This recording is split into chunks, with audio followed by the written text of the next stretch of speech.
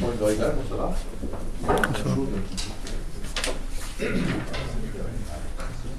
Bien, alors on m'a demandé ce soir de vous parler de la réglementation RT 2012. Ce n'est pas un sujet très excitant. Ceci dit, ça peut effectivement avoir des implications assez fortes pour les amoureux du béton que vous êtes. On va voir un petit peu d'abord ce qu'il est, très rapidement, rassurez-vous, de ce nouveau contexte, ce futur contexte réglementaire, et de voir effectivement les conséquences de ces futures exigences sur la construction béton. Alors d'abord, je suis rentré un petit peu dans le détail avec quelques petites formules. La réglementation thermique, d'abord, c'est une vieille histoire en France, c'est la réglementation de construction d'abord.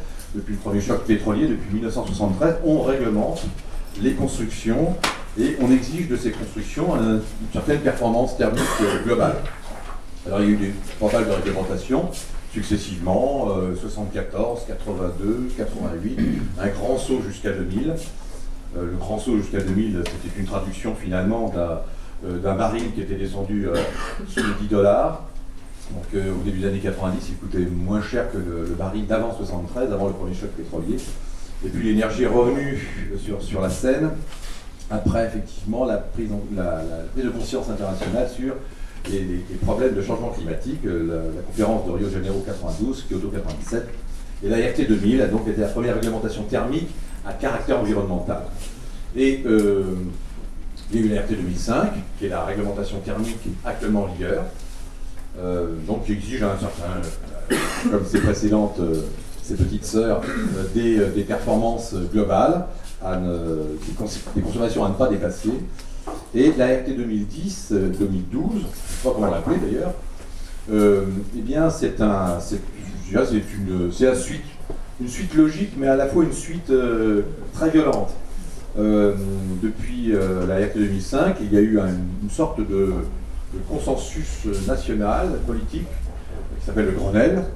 Et ce Grenelle a exprimé un certain nombre d'exigences pour 2020, et des exigences particulièrement dures pour le monde du bâtiment. Nous avons pratiquement, je crois en 2010, atteint nos objectifs Kyoto en France. Je crois même que nous sommes 12 ou 13% sous les objectifs, donc la France finalement est un bon élève européen, avec deux bons élèves que sont l'industrie et l'agriculture, qui ont drastiquement réduit leurs émissions de gaz à effet de serre, puisqu'il fallait qu'en 2010, on atteigne le niveau de 1990. Donc nous sommes même sous le niveau de 1990, grâce à l'industrie et aux paysans. Certaines mauvaises langues diront qu'il y a de moins en moins d'industriels qu'on délocalise, c'est un peu vrai, et de moins en moins de paysans. Deux mauvais élèves, le transport et le bâtiment.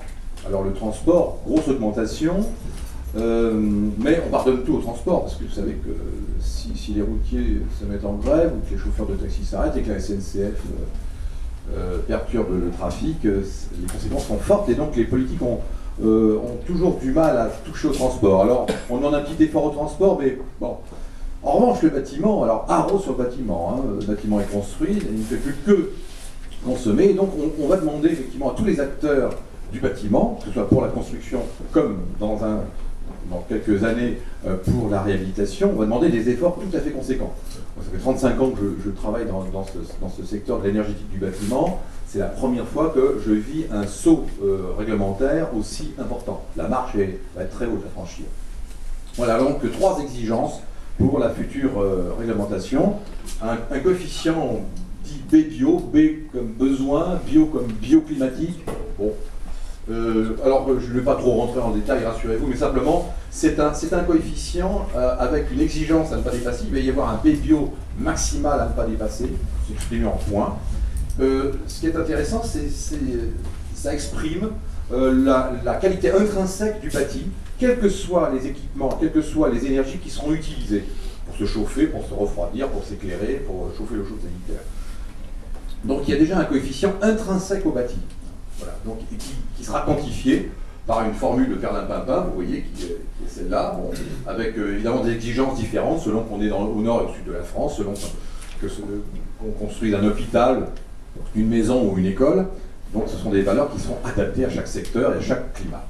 Voilà. Et deuxième exigence, c'est une exigence, alors là, de fond, c'est évidemment une exigence de réduction des consommations d'énergie pour réduire les émissions de gaz à effet de serre. Alors c'est dans l'esprit des réglementations actuelles, et celle-là ne va pas déroger à la règle.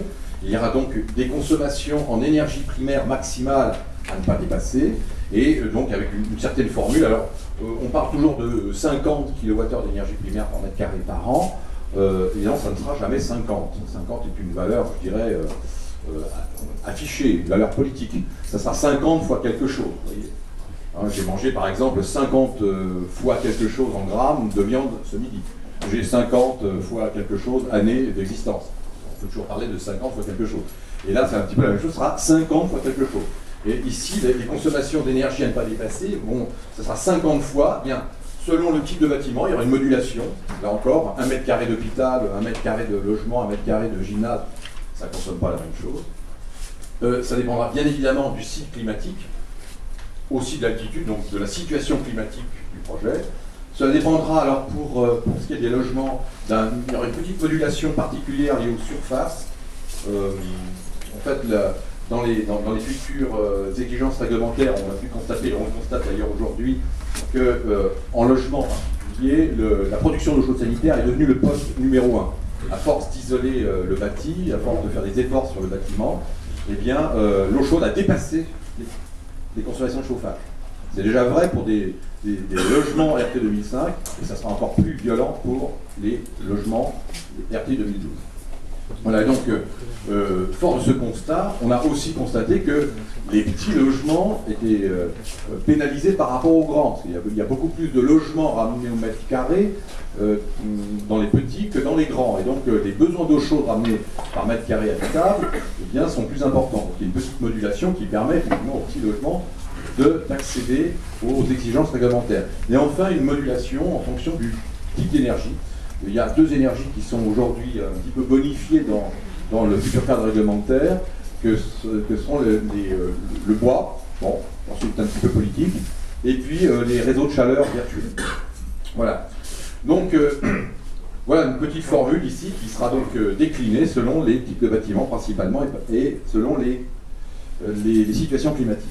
Alors, si je reprends aujourd'hui un immeuble, un immeuble collectif, un R+5, avec une architecture tout à fait banale, quelconque, répondant à la RT 2005, donc, et isolé par l'intérieur.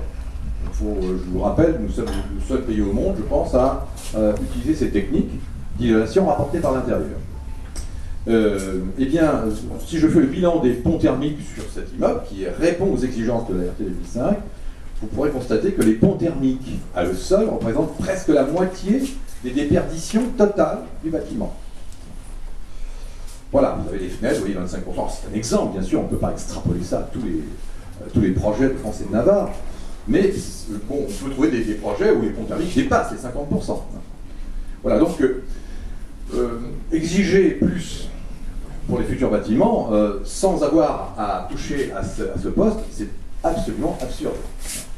En plus, les ponts thermiques ne font pas que faire consommer plus. Ce sont aussi des lieux de pathologie du bâtiment. Hein. Si, effectivement, par exemple, la ventilation est de mauvaise qualité, si on laisse trop de vapeur d'eau dans les bâtiments, il y aura condensation à toutes ces liaisons, il peut y avoir des pathologies, qui sont des pathologies connues. Voilà, donc, il faut faire la peau aux ponts thermiques.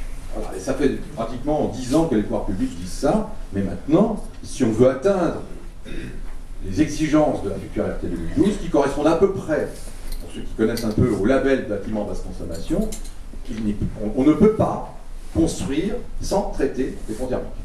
C'est impossible. On n'arrive pas au résultat global, même en mettant des super machines, etc.